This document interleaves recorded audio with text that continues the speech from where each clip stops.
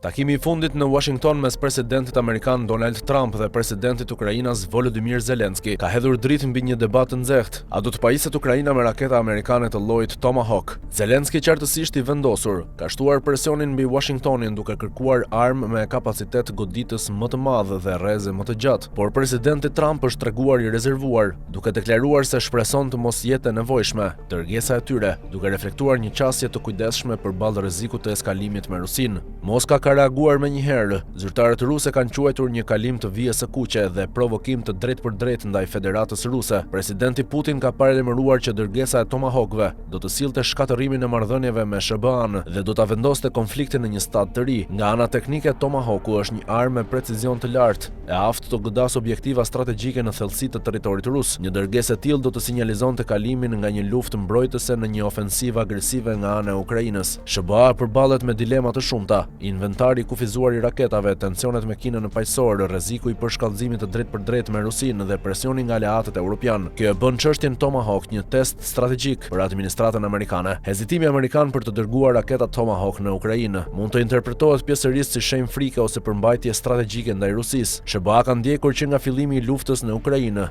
një linjë ndihme pa përfshirje direkte. Tomahawku është një armë që simbolizon përfshirje serioze, mund të godas në thellësi të territorit rus, përtej vijës së frontit. Kjo e afron rrezikshëm SBA-n me një përplasje direkte me Rusinë, diçka që çdo president amerikan do përpiqet ta shmangë. Administrata Trump ka një linjë më pak entuziaste për ndërhyrje të jashtme, veçanërisht me përmasa të mëdha ushtarake. Ka gjithashtu presion nga aleatët evropianë, që janë të ndarë mbi këtë çështje, disa për dërgimin e Tomahawkut, të tjerë shumë të rezervuar për pasojat. Rusia mund të hakmerret në mënyra të tjera, përfshirë përmes aktivizimit të ndikimit në rajone të tjera si Ballkani, ku destabilizimi është më I lehtë. Kjo e bën SBA-n të mendohet mirë për çdo hap që mund të ndezë zinxhir aksionesh. Për Ukrainën, kjo nuk është vetëm një çështje ushtarake, por ekzistenciale, ose arrin të godasë thellë brenda Rusisë dhe të ndryshojë ekuilibrat, ose vazhdon të mbytet në luftën e lodhshme të konsumit. Në rajonin e Ballkanit, vendime të tilla lexohen si sinjale të qarta mbi rolin amerikan në sigurinë europiane. Për Shqipërinë, e cila pozicionohet fuqishëm në krahun euroatlantik, zhvillimet në Washington janë matës të drejt për drejt të aleancës me SBA-n. Nëse Tomahawku zbret në Ukrainë, rrjedha e luftës ndryshon, por deri atëherë mbetet pezull mes kalkulimeve politike, frikrave diplomatike dhe nevojës së ngutshme të një vendi që lufton për mbijetesë.